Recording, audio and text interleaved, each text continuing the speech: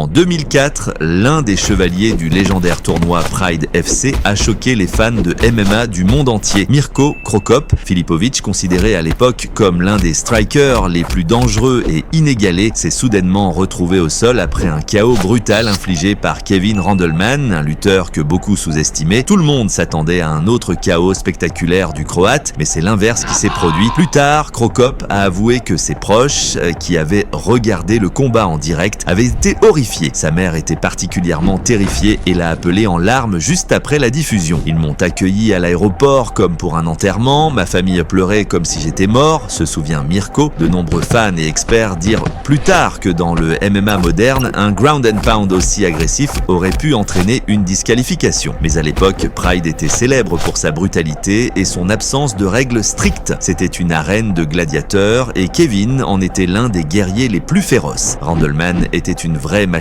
à KO. Rien que son slam légendaire sur Fedor Emelianenko, devenu viral sur internet, prouvait sa puissance. Il avait toujours la capacité de choquer le public, mais Mirko n'était pas du genre à reculer. Dès le lendemain, après avoir rassuré sa famille qu'il était vivant et en bonne santé, il appela le Japon et dit « Donnez-moi Randleman à nouveau, je veux une revanche ». Les organisateurs ne pouvaient pas laisser passer une telle opportunité. L'atmosphère était tendue et les fans réclamaient une rédemption. Et donc, plus tard dans l'année, en hiver, les deux combattants se retrouvèrent à nouveau sur le ring. Cette fois, Cro Cop était un homme différent. Il avait revu sa défense contre les takedowns, amélioré son grappling et combattait avec une précision glaciale. Quand Randleman tenta un nouveau takedown, Mirko l'esquiva, saisit l'instant et verrouilla une guillotine. C'était une prise parfaite. Kevin lutta pour s'échapper, mais il était trop tard. Cro Cop tenait avec une emprise inébranlable, comme pétrifié par l'idée de la victoire sans laisser place à la défaite. Plus Randleman tentait de se libérer, plus la prise de Mirko devenait forte et confiante. Il tapa après seulement 41 secondes au premier round.